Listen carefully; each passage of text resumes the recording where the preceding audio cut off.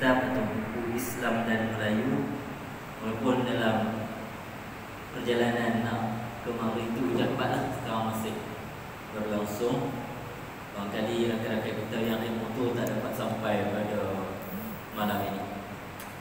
Jadi kita telah tamat bab tentang Melayu dan maruahnya, yang mana Melayu yang bermaruah itu sepatutnya ia dapat melaksanakan tuntutan-tuntutan agama secara tuntas, dan ia juga dapat menghindari jenayah-jenayah yang berbentuk jenayah kekerasan, termasuk jenayah-jenayah moral juga. Jadi kita wajib untuk menghindari larangan-larangan Allah Subhanahu wa taala, untuk kita mengekalkan maruah kita sebagai seorang Melayu Muslim. Jadi kita akan menyambung pada malam ini dalam tajuk memaknai kemerdekaan, misi pembebasan, pencerahan dan pemerkasaan. Alhamdulillah, kita memang telah merdeka melebihi 60 tahun, dan kini kita sedang memaknai erti kemerdekaan. Sebagai contohlah, dalam 2-3 hari lagi kita akan menghadapi pilihan raya umum, yang mana itu sebahagian daripada proses memaknai kemerdekaan. Kita tidak lagi berada di bawah kuasa-kuasa lain untuk kita menentukan siapakah pemerintah bagi negara kita. Kalau penjajahan tak adalah pilihan raya ni kan, tak adalah kita memilih, ditunjuki oleh penjajah kita lah pada waktu itu.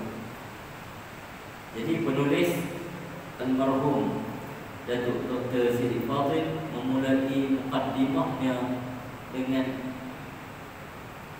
menyatakan Islam pada hakikatnya adalah agama pembebasan. Mesej yang dibawanya ialah liberatif emansipasi. Jadi sifat agama kita ini memang ia membebaskan. Agama ini membawa pembebasan dan liberatif, maknanya pembebasan dari perhambaan sesama manusia. Bukan kata nak jadi kebebasan mutlak yang dituntut oleh sebahagian manusia, iaitu mereka bebas untuk berbuat apa sahaja. Kebebasan yang dimaksudkan oleh Islam ialah kebebasan daripada kegelapan.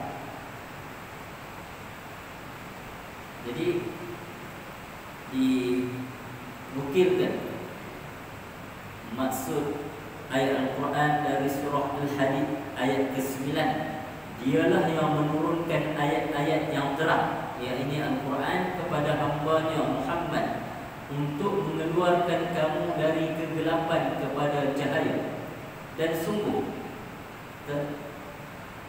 terhadap kamu Allah itu Maha Pengampun lagi Maha Penyayang.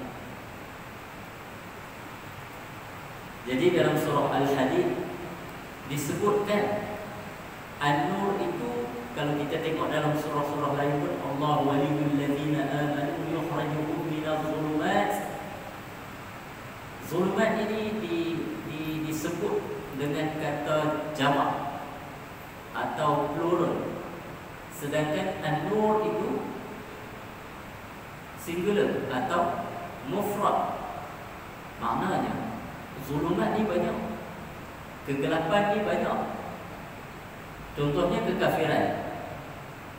Kita kata kafir itu ada yang Buddhis, ada yang Hindu, ada yang Kristian, ada yang etis. Semua itu adalah cabang-cabang kekafiran. Sedangkan Islam satu je lah.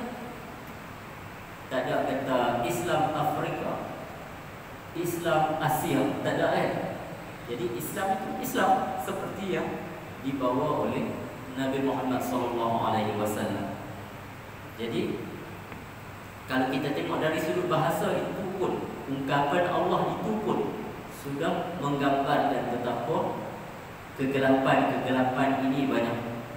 Demikianlah hakikat risalah Islamiyah yang dapat dirumuskan sebagai misi pembebasan dan pencerahan.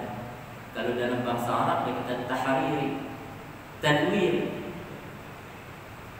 Hurriyah itu kebebasan, tanwir itu pencerahan. Kerana itu kehadiran Islam dan gerakan pendakwahannya di mana-mana pun dirasakan sebagai satu gerakan yang mencerahkan dan membebaskan.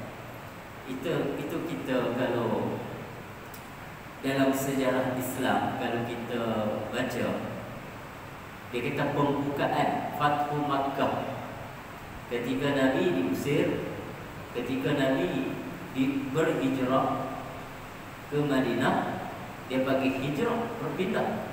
Sebab apa? Yang tunggu Nabi di sana orang-orang Islam juga. Dia tak kata Fathu Madinah, dia kata hijrah ke Madinah saja. Tapi bila kembali ke Mekah, dia tak pakai pula hijrah balik ke kampung halaman. Walaupun kampung halaman asalnya Nabi ialah di Mekah, negeri asalnya, tanah tumpah darahnya. Tapi dia kata Fathu Makkah, pembukaan. Memang tempat-tempat lain pun kalau kita baca dalam buku-buku sejarah Islam, Fathu Iraq, Fathu Basrah ke apa-apa, dia kata pembukaan. Sebab sifat Islam itu dia mencerahkan, dia membuka. Kalau dulu macam kalau buka tu lawan dia tutuplah. Demikianlah citra agama ini di mata kaum pribumi rantau Melayu ketika berlakunya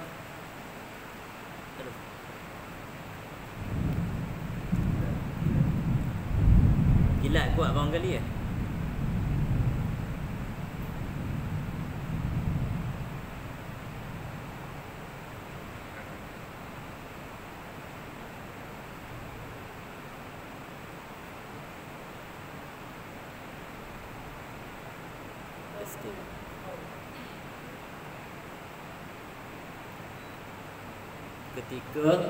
Ketika berlakunya transformasi kemanusiaan dan revolusi kebudayaan dalam gerakan pengislaman yang mengesat pada abad ke-13 hingga abad ke-16. Memang ada catatan-catatan sejarah Islam telah sampai lebih awal daripada tahun 1200, tetapi kepesatan catatannya abad ke-13 lah. Kedatangan Islam ke rantau ini ternyata dia membebaskan semua. Kalau kita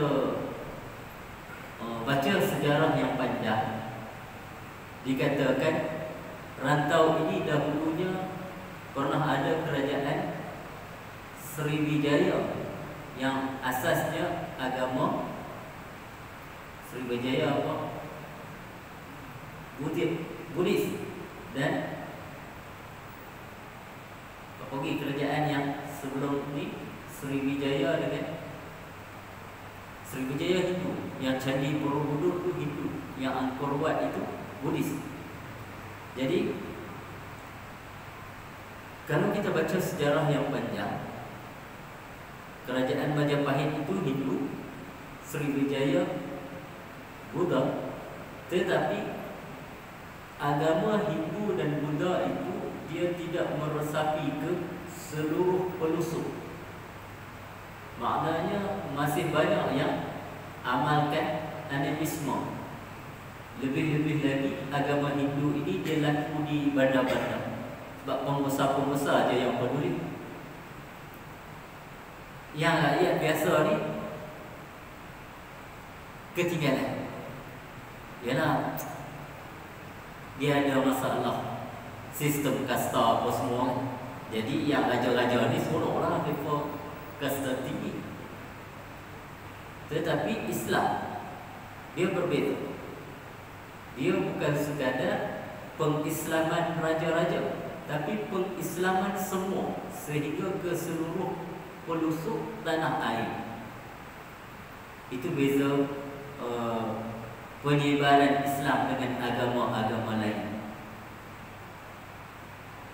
Sebab itu kalau kita tengok, kalau sistem pengajian pun, sistem pengajian Islam ni dia sampai ke kampung-kampung. Sistem pondok kan, pondok duduk di mana? Di ujung-ujung mana kan? Contohnya di sini dulu kat Temuh ada pondok Haji Saleh. Ada sistem pengajian. Suraunya ada lagi, pondoknya dah tak ada. Macam kampung saya lah, dulu ada pondok dia. Jauh di pedalaman, sampai sistem pengajian Islam ditubuhkan pondok-pondok dan madrasah-madrasah. Sampai sekarang orang Kedah dengan orang Kelantan dia kata belesah. Barangkali dalam perkataan madrasah sekolah dalam bahasa Arab tu memang di belesah-belesah tu dibuat pengajian-pengajian. Jadi pembebasan dalam misi keislaman ini mencakupi bidang yang luas, termasuk juga pembebasan daripada penjajahan. Jadi penulis ada catatkan peranan Islam dalam perjuangan menuntut kemerdekaan. Jadi masih dalam bab pembukaan ini diulang, al-zulumat ini termasuk segala jenis kesesatan, kebingungan, kejahilan, kebodohan, kebekuan, kemunduran, kebejatan, kegilaan, kezaliman, kecurangan dan lain-lain yang sejenisnya. Itulah yang dicatatkan oleh penulis. Itu saya kata zulumat ni banyak, kegelapan ni banyak. Yalah, kalau kita sesat memang berada dalam kegelapan kan.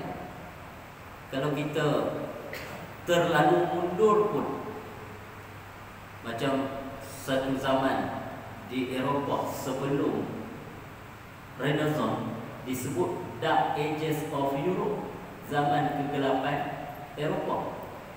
Sedangkan masa itu dari segi kebudayaan mereka maju, tak adalah gelap sangat. Cuma Eropah membahagikan begitu kerana pada waktu itu bagi mereka agama Kristian dan raja-raja ini mencengkam masyarakatnya sehingga mereka tidak ada kebebasan. So mereka pun namai zaman itu zaman gelap.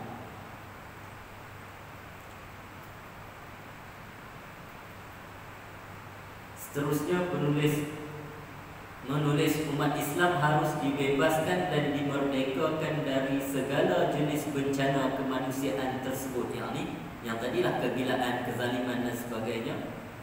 Pembebasan dalam konteks misi pengislaman selamanya tidak pernah terpisah daripada pencerahan yang dibawa oleh Islam.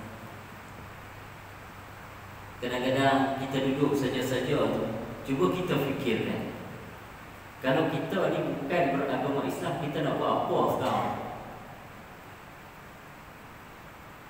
Atau kita rasa susahkah beragama dengan agama Islam ini? Susah tak kalau kita tak Islam? Atau kayakah kita kalau kita tak Islam? Dah kita kata sistem Islam ni halal haram terlalu banyak Kuklah kalau kita ni bukan Islam, kita kaya sangat. Rasanya doktor ni juga. Dan kita tengok kawan-kawan kita yang non-Muslim pun tidaklah senang lenang pun. Bahkan kita tengok kawan-kawan kita yang beragama Islam jauh lebih senang lagi. Sangat banyak. Jadi kita rasa apa lagi susah. Pergi haji susah. Ayat pergi haji itu digabungkan dengan apa? Man istata'a ilaihi sabila kan? Siapa yang berkemampuan untuk pergi. Contohnya zaman moden ni, kemampuan itu turut ditafsirkan untuk dapat pasport dan visa sekali. Contohnya masa pandemik kan, jangan kata rentas negara, rentas daerah pun siap-siap kena tangkap, kena denda. So, tak payah pergi haji, tak payah. Istita'ah itu hilang. Kemampuan itu tidak ada. Walaupun duit ada kan, ditafsirkan termasuk mendapat visa dan visa haji yang sah dari pihak berkuasa Arab Saudi. Sebab ada juga orang macam duk elak-elak, dia kata kita kota sikit, kita pergi pakai kota Siam atau kota Filipina. Macam-macam hilah orang buat. Kalau saya kata tak perlu, tuan-tuan nak setuju dengan saya, kata tak tahu. Pertama, kita tak boleh menipu. Nak pergi buat ibadat tak boleh menipu. Contohnya, dah ada kan kes di tabung haji. Dia ada rasuah ke pegawai kat tabung haji suruh naikkan nama dia di atas. Yang tu kalau dia pergi bukan dia dapat pahala, dia dapat dosa. Sah-sah lah. Haji tu kalau dia pergi buat ikut syarat sah. Tapi proses dia nak pergi tu, kalau melibatkan rasuah, memang tak boleh. Sebab memang ada orang dah buat. Yalah ni pakai teknologi maklumat kan. Kalau dia manipulate, memang nama dia di atas lah. Jadi itu kata, tidaklah susah untuk beramal dengan Islam ini. Sampai kalau nak kena jolok duit ke orang, nak bagi nama kita di atas, tak perlu. Kemampuan itu hilang. Tapi tak tahulah ejen-ejen ni dia pakai dalil apa, wallahualam. Dalil duit lah kot, no. Bila dia bawa, dia dapat duit, itu je lah. Dia dapat upah. Jadi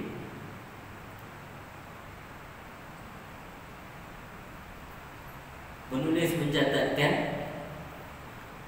pengislaman itu akhirnya ialah kemerdekaan diri kita menerusi lafaz kesaksian syahadah ketauhidan yang membawa implikasi ketidakrelaan tunduk atau mengabdi diri kepada sesiapa pun kecuali Tuhan Yang Maha Esa. Itu yang saya kata awal-awal tadi. Kebebasan kita yang sebenar ialah membebaskan diri daripada ketundukan kepada makhluk dengan kita tunduk kepada kehendak Yang Maha Esa. Jadi manusia mukmin itu adalah manusia yang berjiwa merdeka, sedar dengan martabat keinsanannya. Sebab martabat manusia ni dia akan jatuh kalau diperhambakan. Martabat manusia dia tinggal separuh kalau diperhambakan. Bahkan dalam Islam pun sesetengah masa dulu sistem perhambaan masih ada. Sesetengah hukum untuk hamba dia separuh kan. Contohnya sebat kerana kesalahan zina. Kalau lelaki biasa dia kena sebat 100 kan. Kalau hamba kena apa? 50. Buang daerah, hamba kena 6 bulan. Tapi lelaki biasa, orang yang merdeka kena setahun. Semayang Jumaat, hamba wajib semayang Jumaat. Tak wajib kan? Itu dalam semayang Jumaat ada syarat wajib dia, merdeka. Bukan merdeka negara tu, merdeka dari sistem perhambaan. Itu saya kata hukum agama dibuat ada term kata merdeka dan hamba. Jadi kalau kita ni hamba, tinggal separuh je kemanusiaan kita kerana sebahagian lagi milik tuan. Tuan boleh jual beli hamba kan. Tengok filem geram ni yang toten lelong dia kata. Macam tu lah. Jadi sistem perhambaan itu merendahkan martabat keinsanan, sedangkan jiwa kita yang merdeka ini dia menyedari ketinggian martabat keinsanannya serta setia memelihara pesan. Sesungguhnya tidak harus seorang mukmin itu menghina dirinya sendiri. Jadi bab menghina diri ini susah kalau nak cakap kan. Kita ni sesama kita jangan menghina diri. Kita rasa hina diri itu ketika berhadapan dengan Tuhan saja. Contohnya kita solat, kita sujud lah. Tapi sesama manusia kita sujud tak? Tak boleh sujud. Sampai ada hadis yang kata apa, kalau boleh sujud sesama makhluk, Nabi nak suruh isteri sujud kat suami kan? Tak boleh. Walaupun suami itu menjaga keselamatan, memberi nafkah, memberi kehidupan, menyediakan rumah tangga apa semuanya, tetapi isteri tetap tidak disuruh sujud kepada suami. Sebab kita sesama manusia, sujud itu menunjukkan kerendahan martabat. Tapi kita dengan Tuhan disuruh sujud. Disuruh sujud antaranya dalam solat atau ketika kita membaca ayat-ayat sajadah di luar dan di dalam solat. Kalau di luar solat sunatlah, kalau di dalam solat pun sunatlah. Tapi kita jarang buat kan, kita jarang pilih ayat-ayat sajadah dalam solat-solat biasa. Sebab apa? Sagi makmum yang tak perasan kata kita lupa nak rokok, kita pergi sujud terus. Kecuali hari Jumaat waktu subuh kita baca surah sajadah. Yang tu kalau makmum tak tahu, makmum silap lah. Sebab itu memang sunat yang besar lah. Jarang-jarang ditinggalkan oleh Nabi. 3 kali Nabi buat, Nabi tinggal satu. Dan Nabi berterusan buat begitu. Jadi kalau kita buat tu ikut sunnah yang besar, siapa yang tak erti, dia yang salah lah. Sebab dia tak main sembahyang subuh kat masjid orang kali kan. Nak buat seorang-seorang dia tak hafal pula. Jadi kita baca surah As-Sajdah, rakaat kedua kita baca surah Al-Insan. Tapi oleh kerana kadang-kadang jemaah kita ni tak larat berdiri lama, dia baca surah Insan separuh, surah Sajadah pun kadang-kadang dia baca tak habis. Yang sunatnya kena baca habis. Tapi kalau uzur apa nak buat, larat lagi yang diri. Ji larat lagi. Orang larat lagi. Kalau ji larat orang lain kena larat. Praktis sikit ni bulan puasa nak main, nanti ambil buku yang tahfiz tu, main baca satu juzuk sekali sekala. Kalau buat hari-hari takut jemaah dah beri buku sini. Boleh ke hari-hari? Maknanya sampai malam 27 ke 28 khatam dah satu Quran. Kalau nak panjang sikit boleh tak? Saya duk jaga belajar-belajar tahfiz UiTM ramai ke?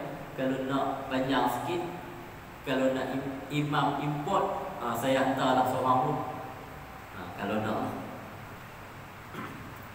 memang antara KPI kami khidmat masyarakat. Jadi Quran ni nak khidmat masyarakat, antaranya boleh jadi imam baca elok lah kan. Kita pun kadang-kadang baca sedap ni berdiri lama sikit apa. Ni baca pun dah tak sedap, berdiri lama. Jadi cuma dan hati nak komplain. Jadi baru kita masuk ke subtopik Islam dalam sejarah perjuangan kemerdekaan. Dicatatkan di negara kita, perjuangan merebut kemerdekaan ini tidak lahir dari hanya nyalaan semangat patriotisme dan nasionalisme yang sempit, tetapi lebih daripada itu, ia tercetus daripada semangat jihad demi agama, bangsa dan tanah air. Aspirasi keislaman adalah cukup kuat dan kental dalam perjuangan kemerdekaan. Semangat juang umat Islam telah bangkit menyahut panggilan jihad untuk melawan penjajah yang dilaungkan oleh para pejuang Islam. Pencetus gagasan Islamisme dan anti penjajahan, nama-nama seperti Said Jamaluddin Al-Afghani, nama-nama seperti Tuan Haji Abdul Rahman Limpung di Terengganu, yang penjajah sebut religious fanatism. Dia kata fanatik agama. Dia kata kita fanatik. Kalau tak fanatik tu macam mana? Agama yang ikut dia, tu baru tak fanatik. Dia jajah kita. Kita nak kebebasan, dia kata kita fanatik. Itu kadang-kadang bahasa ni. konotasi dia atau pengertiannya dinegatifkan. Fanatik baguslah. Kalau fanatik nak merdeka bagus apa kan? Kalau hak sederhana tak mau merdeka tu, fanatik lawan dia moderate. Kesederhanaan. Sederhana sampai tak mau merdeka. Pasal apa? Itu tak bagus. Begitu juga dulu mereka menggelarkan fundamentalis Islam. Islam laras keras. Oh, rupanya laras keras ni. Saya tengok fundamentalis ni, dia kata Islam yang fundamental ni, bila orang tu mementingkan solat 5 kali sehari semalam, itu fundamental. Kalau macam tu kita semua fundamentalis lah. Kita penting semayang cukup tu. Dia kata hak sederhana tu, hak jenis semayang tak apa, tak semayang pun tak apa. Tu Islam sederhana. Jadi dia kata kita mesti jadi Islam yang sederhana. Itu sederhana tafsiran mereka. Sederhana tafsiran kita, hak kena semayang 5 itulah sederhana. Yang tak semayang 5 tu, dia terkurang. Islam dia kurang. Ada orang kata kalau bab semayang ni 3 tolak 2, 5 tolak 3 jadi kosong. Tapi kalau rukun Islam je, baru rukun iman. Tolak 1 jadi kosong. Dia percaya 5, cuma dia tak mau beriman dengan adanya malaikat. Dia kata Tuhan Maha mengetahui, tak payahlah wakil-wakil kat malaikat. Tak jadi begitu. Hak tu dia jadi kosong semua. Atau rukun-rukun Islam, dia pun tolak 1. Ni semayang je. Semayang tak mau, hak lain semua nak buat. Sebab ada orang puasa tapi semayang tak cukup. Apa istimewa puasa ni tak tahu. Sibuk orang nak sambut bulan puasa tu agak meriah tak benar. Orang sembelih lembu, tempat tak ada jual daging tu, kat cakap betul, buka gerai jual daging. Nampak? Bulan puasa je belum makan daging. Masa lain tak boleh makan. Dah, tiap-tiap hari Ahad ada kat pasar kita. Tapi mereka nak puasa hari Khamis, hari Rabu petang dan jual daging. Nak sambut bulan puasa. Apa orang buat? Nak tradisi yang kat tempat saya tak ada. Di sini ialah kenduri sekampung yang dia mau panggil. Dekat nak puasa dia buat kenduri sekampung. Saya pun tak tahu apa falsafah di sebaliknya. Adakah oleh kerana 2-3 hari lagi kita tak boleh makan, seminggu sebelum mari kita pakat makan kenduri? Tak tahu, saya tak tahu. Tempat saya tak ada kenduri sekampung tu, tak ada.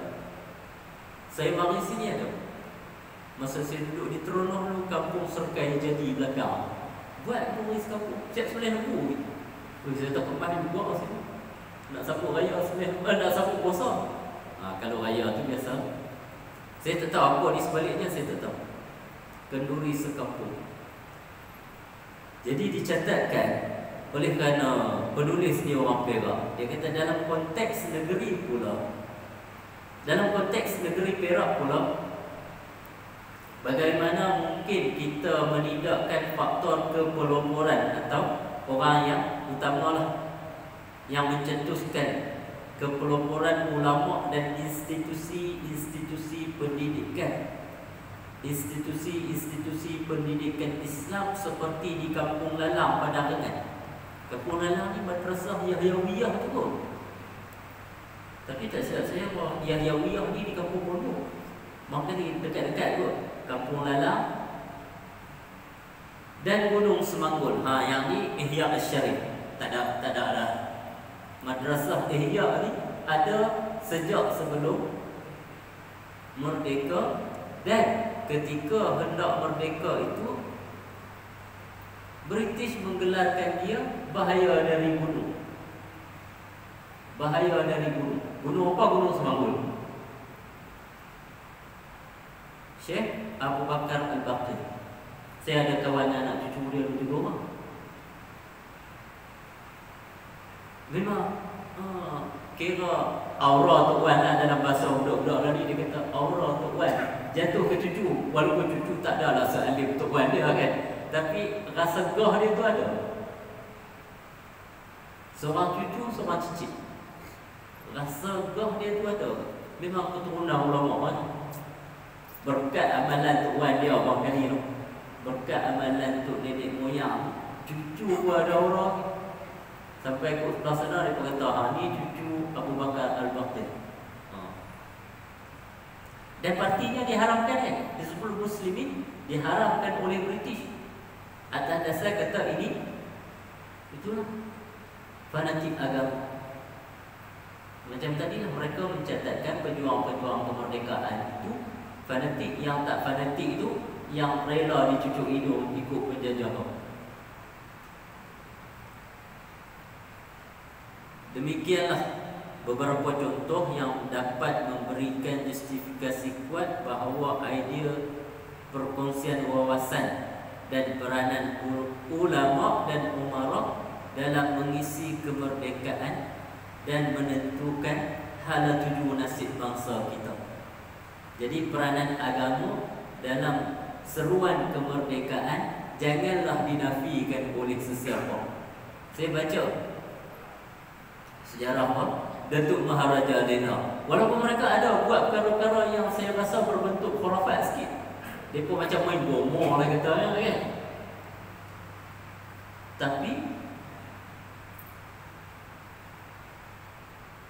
yang Islam yang ulama tu dipanggil. Dan pejuang-pejuang kemerdekaan yang dibunuh oleh British. Para apa yang kita pergi ambil balik tulang dia kat Singapura tu, Muhammad Amin Al-Wakaf kan. Bukan orang biasa. Yang saya tengok keranda dia dah tak ada dah bentuk keranda besar macam kita, macam peti 2 kaki setengah kali sekaki macam tu yang kotak kan.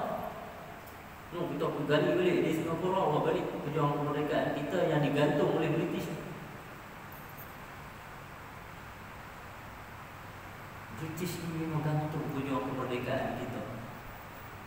Kalau kita nak kata mati syahid boleh tak? Boleh kan? Boleh. Sebab yang kita lawan orang kafir. Dan kita nak merdeka itu, kita nak menentukan hala tuju negara kita ni diperintah oleh orang-orang Islam. Banyak kalau kita tengok filem apa? Omar Mukhtar, Lion of the Desert. Oh, orang Itali melakukan mereka tu. Ketika mereka bersembunyi di atas gunung, orang Itali pakai gas racun untuk keluarkan mereka dari gua-gua. Masa tu tak ada convention senjata biologi, senjata kimia lagi pun. Kita ni perlakukan, kita tu maksud saya umat Islam. Walau di Asia, walau di Afrika, kita diperlakukan sedemikian rupa. Jadi siapa-siapa yang kira matilah ketika menentang penjajah itu, boleh kita katakan mati syahid. Dan British sedar itu Haji Abdul Rahman Limpung ketika dia nak offer buang daerah, dia nak hantar ke Mekah. Barangkali dia nak pujuk kita kot lah. Kalau hantar ke Thailand, kita rasa tak apa seronok. Kalau hantar ke Mekah, seronok je. Dia rasa seronok juga kan. Kalau buang lagi, hantar ke Mekah, bolehlah kita pergi Mekah. Barangkali dia pujuk. Sebenarnya British faham. Dan British pun nak berniaga dengan kita. Sebab saya baca dalam sejarah, kapal haji itu bukan milik kita sebenarnya. Milik orang putih yang nak hantar kita pergi haji itu kan. Milik British rupanya. Milik orang putih. Dia bagi dia itu big business orang kali kan. Dia nak pergi Mekah, dia tak apa. Nak merdeka dia bawa. Tanda dia tak apa, dia kutip tambang, dia hantar kita pergi. Saya ingat Tok Syekh kita lah bawa dia haji kan. Rupanya kapal itu kapal milik British yang bawa kita pergi haji. Di sini tak ada apa, ada orang pengalaman pergi haji pakai kapal laut, tak ada lah kan. Generasi itu dah tak ada. Generasi itu dah meninggal. Saya kalau dulu di kampung tu, Pak Long saya pernah, dia sempat. Kalau dia hidup lagi, usia dia dekat 100 lah lagi. Dia sempat. Dia pergi 2 kali, dia kata dia pergi naik kapal laut sekali, kapal terbang sekali. Jadi masalah peranan ulama tidak begitu banyak dicatatkan dalam buku-buku sejarah pengajian di sekolah ni, atau mereka catatkan nama tapi mereka kata itu nasionalis Melayu. Kita kena tambah lagi sikit, nasionalis juga. Tapi ulama tu kita jangan tinggalkan. Memang dah ada orang tulis peranan ulama dalam misi kemerdekaan tanah Melayu. Kita nak merdeka 31 Ogos, siapa yang tentu kata dia? Dia berkata Syekh Abdullah Fahim kan? Buat kiraan-kiraan. Bukan saja-saja kita pilih tarikh. Syekh Abdullah Fahim siapa? Bapa kepada Abdullah Ahmad Badawi. Fahim tu dia berkata Fahim. Orang petani memang macam tu. Orang petani memang macam tu. Kalau Idris dia tulis Idris. Kalau Yusuf dia tulis Yusuf kan. Lagi apa lagi? Abdullah jadi Dullah kan. Tu orang Pantai Timur. Banyak nama Muhammad. Muhammad tu sebenarnya ringkasan Muhammad. Cuma orang kita pelat Yusuf jadi Yusuf, tak apa molek tulis balik Yusuf. Tapi masa dia tulis huruf Arab, huruf Jawi betul. Dia tak pakai ju, dia tak pakai jim, dia pakai yawa juga.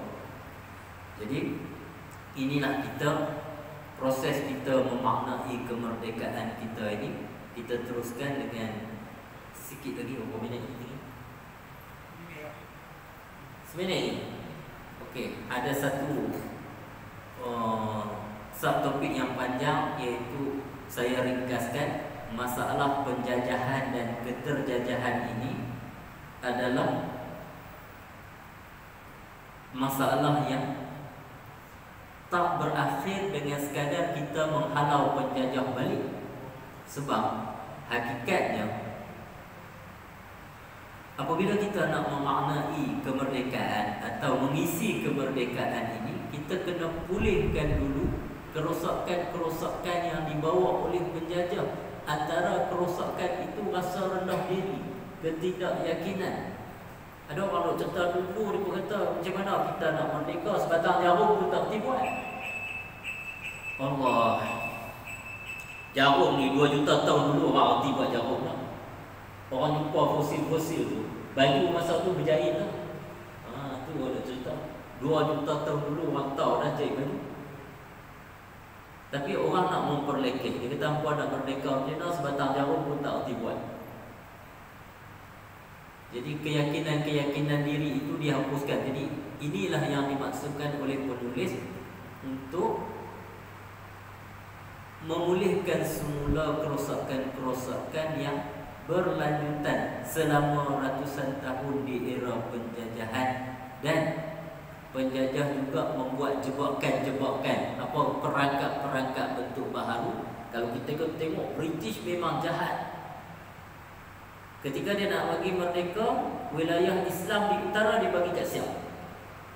Kashmir yang terjepit antara India dan Pakistan, yang sepatutnya masuk ke Pakistan lah sebab dia wilayah Islam, dia bagi ke India. Selatan Filipina, patutnya dia rangkumkan dengan Malaysia atau dia rangkumkan dengan Indonesia sebab wilayah Mindanao tu Muslim, dia bagi ke Filipina. Jadi rantau-rantau ini tak pernah aman. India, Pakistan perang 3 kali dah. Yang kecil-kecil ni sorok kira, ni yang besar-besar 3 kali. Kira Kashmir. Jadi bila kita berperang, kita merujuk balik ke dia. Ini bagi saya itu perangkap. Dia bukan satu, dan semua ini adalah tanah jajahan British. Saya rasa British ni dia buat perancangan tu untuk 100 tahun akan datang, supaya kita terus merujuk kepada dia. Jadi saya nak monti sekat ni kita sambung pada bulan hadapan. Wallahu a'lam bissawab. Inilah proses kita untuk memaknai kemerdekaan. Kita kena kembali kepada harga diri kita dulu sebagai seorang Muslim. Wallahu a'lam bissawab. Wassalamualaikum warahmatullahi wabarakatuh.